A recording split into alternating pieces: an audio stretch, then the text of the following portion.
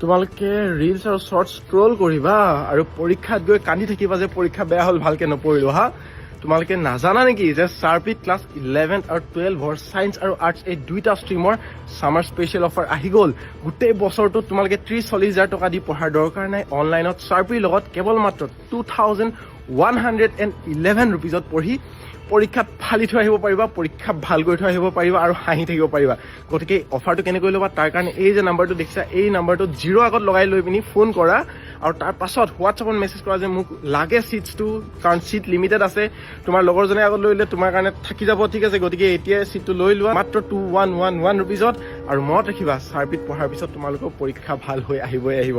গতিকে দেৰি কিয় কৰি আছা? এতিয়া স্ক্ৰল বন্ধ কৰা আৰু যোৱা তোমাৰ ছিটটো বুক কৰি লোৱা। আৰু ভিডিঅ'টো কাক শ্বেয়াৰ কৰিবা? তোমাৰ লগৰ কেইজনক শ্বেয়াৰ কৰি দিয়া, যাতে সকলোৱে মিলি পৰীক্ষাত ফালি থৈ আহিব পাৰা, ঠিক আছে।